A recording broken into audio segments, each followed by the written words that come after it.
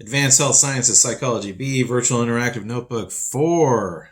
This is going to be personality. I like this one. Day 1, what is personality? Your essential question is, what is personality? The main idea is personality. We have 2 subtopics. Subtopic 1 is defined, and subtopic 2 is the 4 temperaments. Set up your notes. All right, for definition, personality is the long-standing traits and patterns that lead us to think, feel, and behave in specific ways. The long-standing traits and patterns that lead us to think, feel, and behave in specific ways. And really what this means is people are at least somewhat predictable. So I know that if I go up to Bob and I say, hey, Bob, I have a real problem. I think you shouldn't have done this thing. Bob's going to get mad. But if I go over there to Ted and I say the same thing, Ted's going to feel bad and he's going to retreat. And if I go to Marcia's going to say, okay, well, what's the problem? How can we fix this? Right? So if that's generally what people do, they're displaying predictable traits. So I have predictable traits. If I'm really busy and you come up and you want something, you know that I'm going to get frustrated because I know I'm going to forget whatever it is that I'm doing.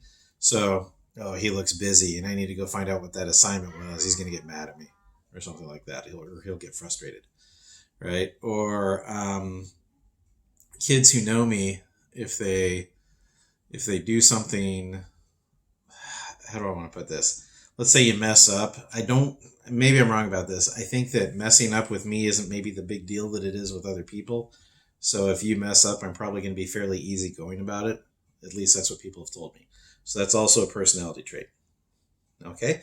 So I have long-standing traits and patterns that lead me to think, feel, and behave in specific ways.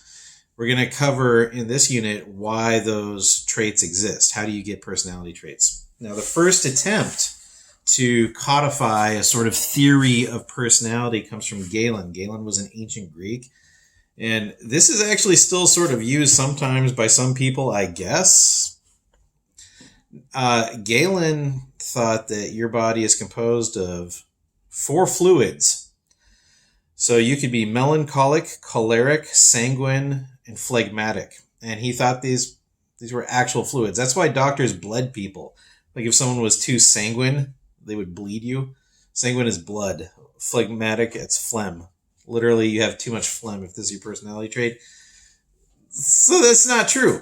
But what Galen did do was see that people displayed personality traits and that these can be described in certain ways. So that's why I think they're maybe still used by some people. Kant and Wundt, 2 early psychologists, continued these theories. What I want you to do is there's a link, look at chapter 11, section 1. And I want you to draw a circular diagram showing these things. So you're going to draw a circle. You're going to divide that circle with a plus sign. And you're going to write melancholic, choleric, sanguine, and phlegmatic. And then you're going to describe each of these personality temperaments with at least 2 words. And I'm going to show you what I did. Okay? So, there we go. This is my circle. And you can see I have the 4 temperaments around here. And I've described each with 2 words. Now remember, this is what an ancient Greek thinks about your personality. But despite the fact that it's not related to your body's fluids, you can't go into like Jiffy Lube and get your phlegm drained or whatever. They do seem to be, or this is thousands of years of people just noticing phenomena, right? So there does seem to be something to it.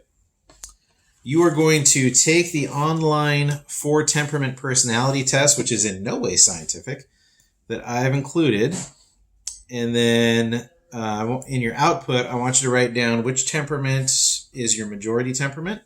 And if you get a tie, you can just choose one, or you can write them both. Probably I would write them both. And then I want you to define that temperament and then tell me what you think about the analysis. So I'm going to read mine to you.